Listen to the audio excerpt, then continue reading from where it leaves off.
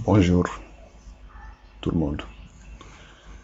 Aujourd'hui, on va parler sur Packet Tracer. Qu'est-ce que c'est Packet Tracer?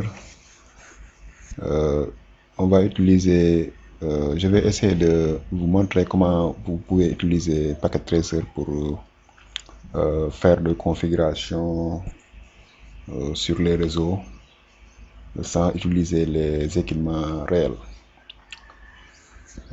Packet Tracer, c'est un outil avec lequel on peut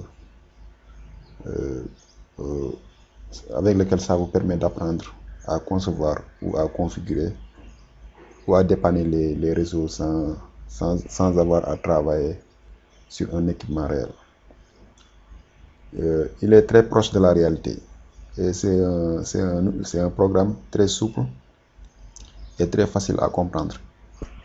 C'est la raison pour laquelle j'ai pris le temps de créer ce vidéo pour vous montrer pour les nouveaux personnes qui ne connaissent pas cet outil, essayer de vous montrer que Packet Tracer c'est quelque chose que vous pouvez utiliser pour faire tous vos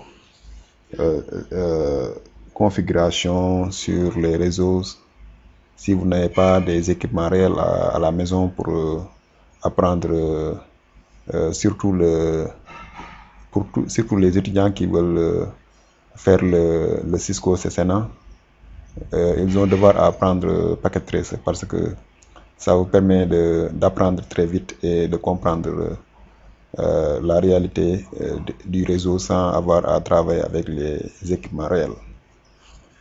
Maintenant, je vais essayer d'ouvrir l'interface de, de, de Packet Tracer et je vais essayer de vous montrer comment vous pouvez utiliser ce programme. Ça, c'est Packet Tracer. Je vais essayer d'agrandir un peu, puisque vous pouvez voir.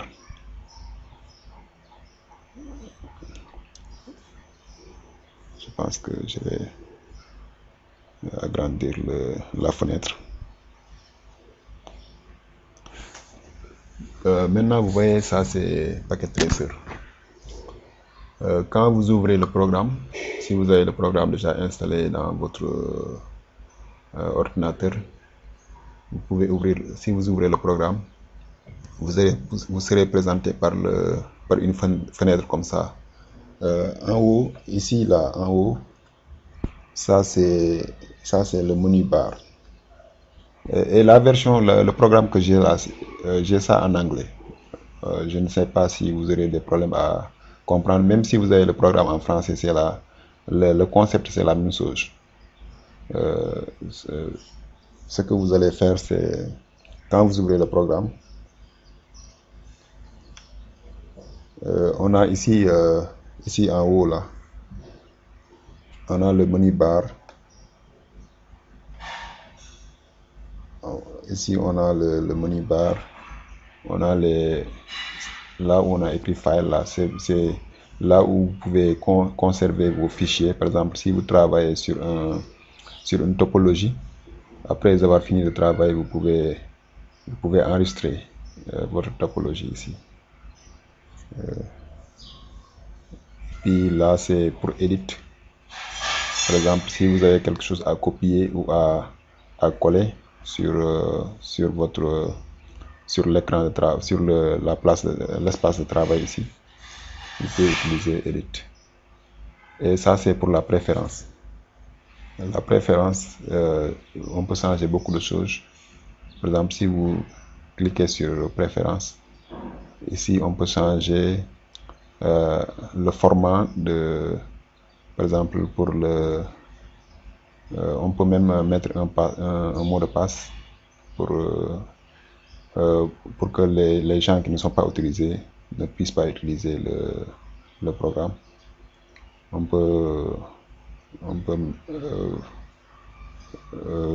faire le format ici. Par exemple, on peut agrandir tout ça là, on peut agrandir par exemple, la place de travail, on peut agrandir ça. Aussi, si vous venez ici sur le toolbar, ça c'est en anglais on appelle ça toolbar. Ça, on peut aussi faire des couleurs. Je vais essayer de vous montrer quand je vais créer une topologie là. Vous allez voir comment tous ces boutons là ça fonctionne. Ça c'est pour les multi-users. Ça c'est pour quand vous voulez travailler avec d'autres étudiants et vous voulez connecter le programme dont vous travaillez, vous pouvez utiliser ça. Et puis ça, si on vient ici, ça c'est pour l'espace de travail. Par exemple, l'espace de travail, ici c'est l'espace de travail. C'est là où on va construire nos topologies. On va mettre les machines, les routeurs et les switches. Ça c'est l'espace logique. On appelle ça l'espace logique.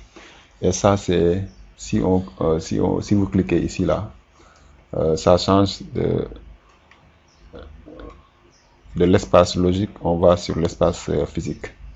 Et puis l'espace physique là, ça vous permet de mieux comprendre comment le réseau ça fonctionne dans la vie réelle, you know. Dans la vie, par exemple, si vous êtes dans l'espace physique là, c'est comme si vous êtes sur le terrain, parce que vous allez voir que vous pouvez ajouter une file, vous pouvez ajouter un bâtiment et tout ça là.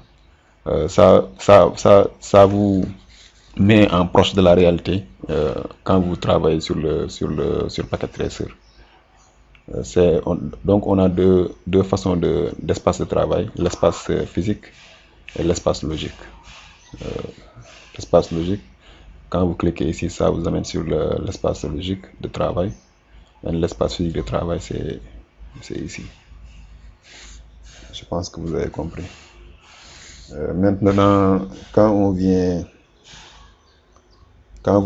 on peut venir ici là, ça c'est pour, par exemple, attends, je vais changer sur l'espace logique. Ça c'est pour sélecter. Par exemple, si vous avez des routeurs ou des machines qui sont ici sur l'espace de travail, vous pouvez par exemple sélectionner un groupe de machines et puis vous pouvez soit les supprimer, quelque chose comme ça. Ça c'est pour, par exemple, quand vous avez la topologie, vous pouvez déplacer la topologie sur l'espace de travail, l'espace logique.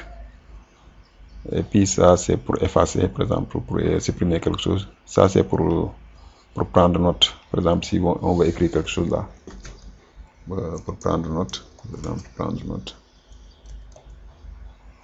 prendre note. C'est ça. Ça c'est pour ça c'est ce qu'on appelle PDU là. Par exemple, si on veut ajouter un paquet sur une machine et puis on va essayer de faire une communication entre deux machines, on prend cette l'enveloppe que vous voyez là, on appelle ça le paquet.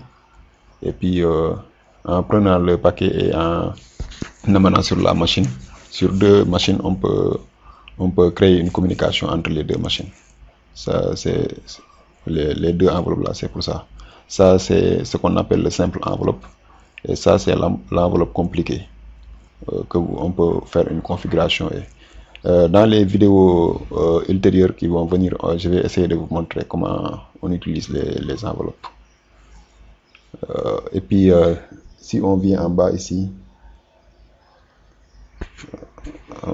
si on vient, ça c'est pour les machines qu'on peut choisir. Par exemple, pour le réseau, on a les routeurs, on a les switches, on a ça, ce qu'on appelle les hubs, on a ce qu'on appelle ça les machines sans fil. Par exemple, les Wi-Fi, par exemple, ça ce sont en anglais on appelle ça end devices, cela veut dire ce sont les ordinateurs. Par exemple, si je clique ça, on va voir ici sur ce tableau là, ça nous amène les appareils qu'on peut utiliser.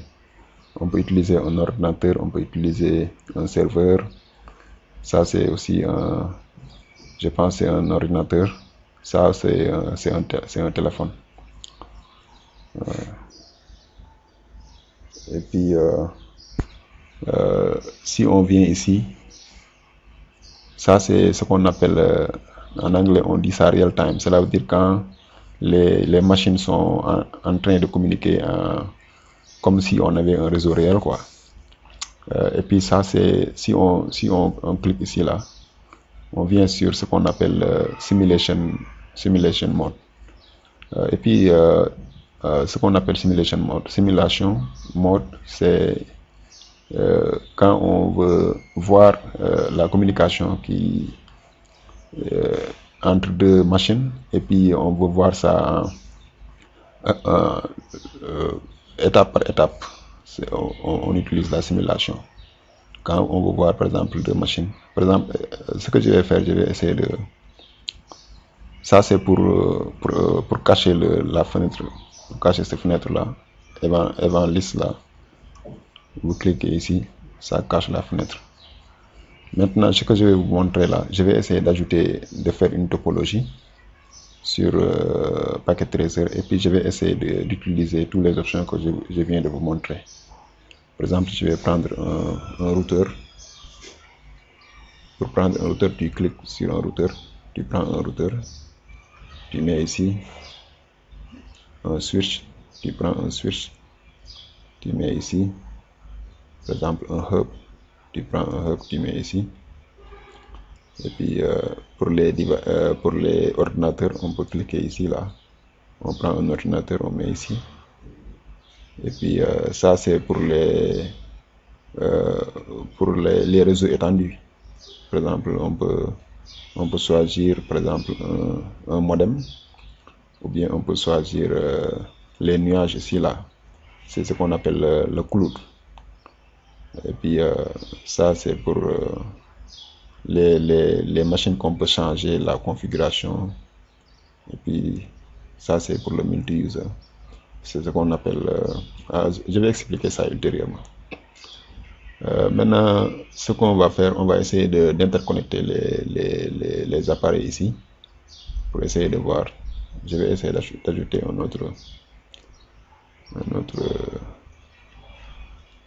deux autres ordinateurs sur la place de travail. Maintenant, pour interconnecter, on clique ici. On clique sur là où, sur le symbole. C'est pour les câblages. Et puis pour les câblages aussi, je vais vous montrer comment on fait le câblage. On a différentes sortes de câblage. Par exemple, ça il dit automatiquement choisir le câblage. Par exemple, ça c'est pour le câblage, par exemple pour le console. Si on veut faire la configuration d'un routeur, par exemple, on peut prendre le câblage de console pour la configuration d'un routeur ou d'un switch. Ça c'est pour la connexion entre par exemple un ordinateur et un switch. Ça aussi c'est la connexion entre par exemple deux switches, ou bien un ordinateur et un routeur. Ça c'est pour la fibre optique. Ça c'est pour les câblages pour le téléphone. Ça c'est pour le coax, c'est la connexion qu'on utilise souvent pour les modems. Et ça c'est pour la connexion qu'on utilise pour les réseaux étendus. Par exemple, la connexion entre deux routeurs. La plupart du temps on utilise ces deux connexions. Maintenant, ce que je vais faire là, je vais essayer de faire la connexion très rapidement. Dans mes vidéos qui vont venir ultérieurement, vous allez mieux comprendre comment la connexion, le câblage, ça fonctionne. Maintenant, je vais essayer de faire la connexion entre le switch et l'ordinateur ici. Je prends ce câble ici, Maintenant, pour câbler, vous faites le clic sur le côté gauche et puis vous prenez l'interface que vous voulez connecter. Par exemple, ici je prends face internet 0, 0/1, 0/1. Et puis vous devez avoir un certain niveau en anglais pour mieux comprendre ce que je viens de vous expliquer, parce que ce scénario-là, pour apprendre ça, il faut avoir un minimum de base sur la langue anglaise. Je pense que vous allez comprendre ce que je viens de vous expliquer. Ça, ça c'est pour le console. Par exemple, je vous dis, si on avait pris le câble la console, on allait prendre le RS 232. Mais puisqu'on fait la connexion avec le switch, on prend le face internet. Avec le routeur, on prend ça.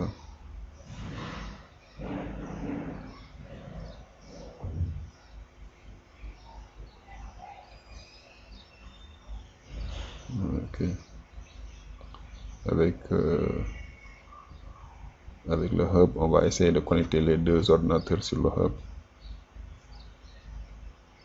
Et puis on va essayer de connecter le hub avec le switch.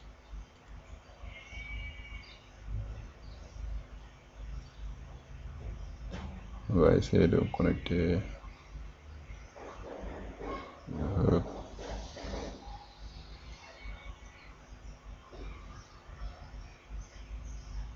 Connect. Vous faites le clic droit et puis le port ça vient. Vous choisissez le port que vous voulez et puis vous étirez ici. Vous faites le clic gauche et puis vous prenez face internet. Le RS 232 là, ce que je viens de vous dire, c'est pour la connexion de ce câble ici. Maintenant, vous allez voir ici là, on a une petite topologie. Maintenant, pour essayer de faire d'utiliser, par exemple, si on veut sélectionner tout ça là, on clique ici là, puis on sélectionne tout. Vous voyez tout ça là, la couleur là, ça change. Par exemple, si on veut effacer, on clique ici là, et puis il va nous demander si on veut effacer tous les 7 machines. Je vais faire clic no.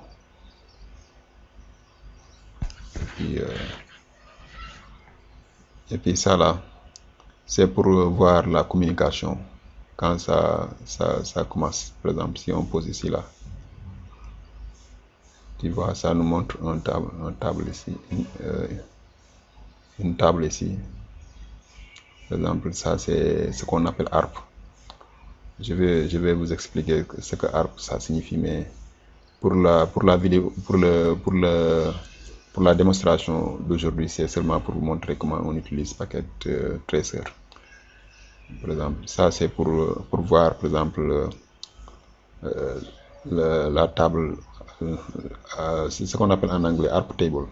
C'est pour voir ça, quoi. Par exemple, et puis si on veut changer, par exemple, on peut, ça je vous ai expliqué, c'est pour mettre une note, et puis vous allez voir là les interfaces là, ce qui est en couleur vert, ça signifie que l'information ça passe, ça signifie que l'interface ça fonctionne. Mais quand vous voyez la couleur rouge là, ça signifie que l'interface ça ne fonctionne pas.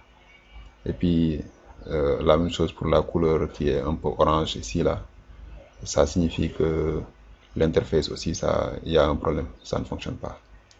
Mais quand vous voyez avec le hub ici là, on voit que tout est vert. Ça signifie qu'il y a de l'information qui passe. Je pense que vous avez une petite idée de ce que, et puis ça là, c'est pour déplacer tout le topologie, par exemple, tu vois. Si vous voulez déplacer ça, choisissez vous déplacer. Et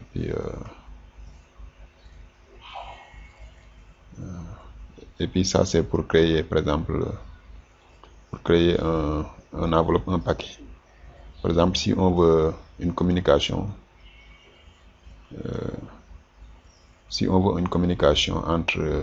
entre l'ordinateur là et cet ordinateur, on peut prendre un paquet ici.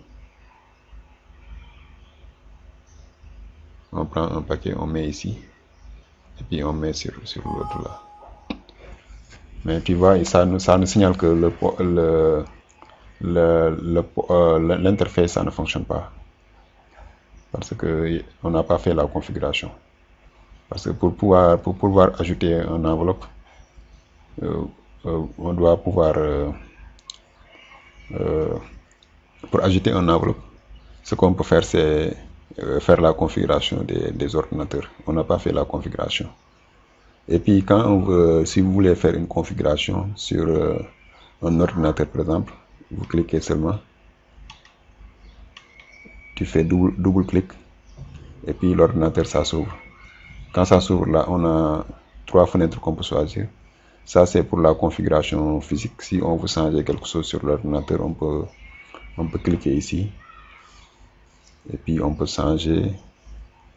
Il y a des appareils là, on ne peut pas changer, mais par exemple, si on va sur le routeur, c'est mieux flexible, on peut changer quelque chose. Par exemple, tu vois, sur le côté physique du routeur là, on peut ajouter des modules ici. On peut ajouter des modules. Voilà. Voilà.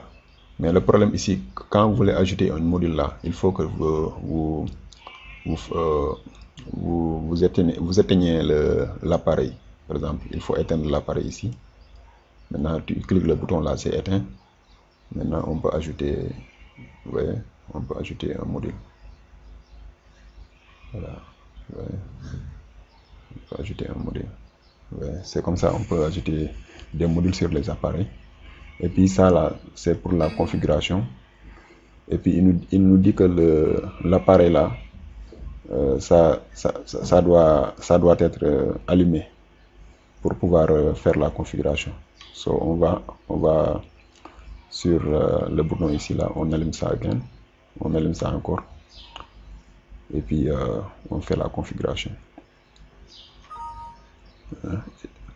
Ça c'est en anglais. Il dit que l'appareil est en train de s'allumer.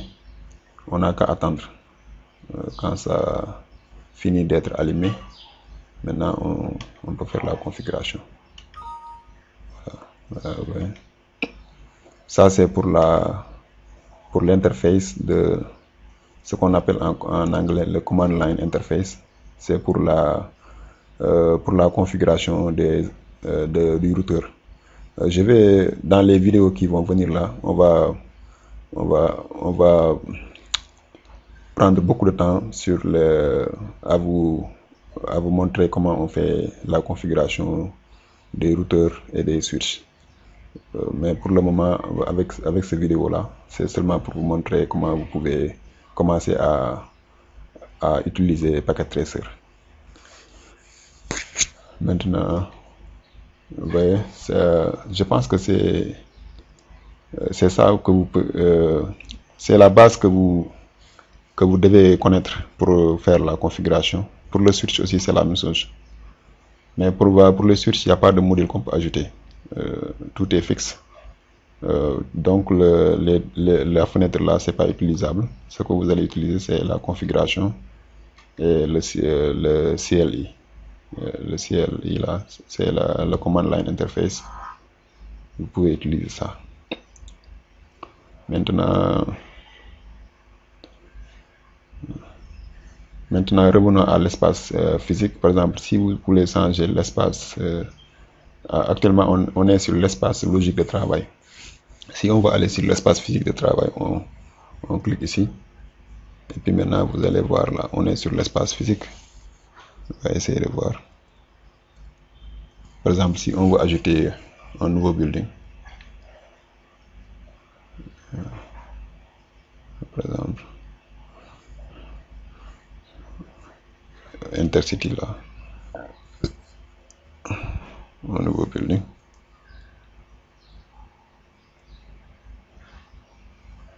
Office building 1. Voilà. Par exemple, on clique. On peut ajouter un city, une ville quoi. Voilà.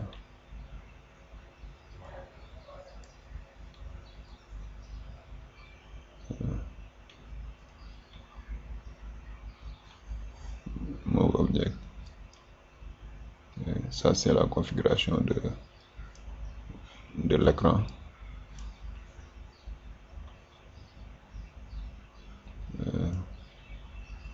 Par exemple, vous pouvez donner les villes là, vous pouvez donner leur nom. Par exemple, cette ville là, on peut faire, on peut dire que c'est New York par exemple. New York. Ça, on peut dire que c'est Paris.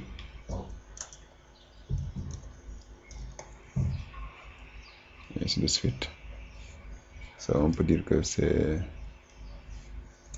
Los Angeles par exemple.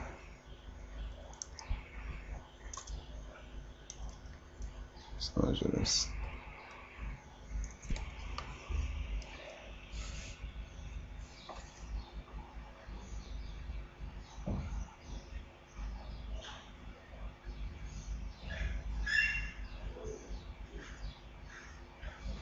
Et puis, je pense que je vais essayer de vous laisser essayer à découvrir tout ce que vous pouvez faire avec l'espace physique. Parce qu'il y a beaucoup de choses qu'on peut faire avec l'espace physique. En utilisant l'espace physique, il y a beaucoup de choses qu'on peut faire. Maintenant, on va essayer de retourner sur l'espace logique. Je pense que c'est ça. Et puis, pour la simulation, par exemple, on est sur la simulation. Par exemple, si on veut aller sur Real Time, on est là, on retourne ici, on est sur Real Time.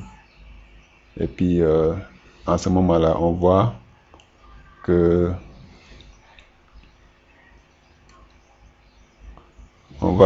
les networks, ça fonctionne en temps réel.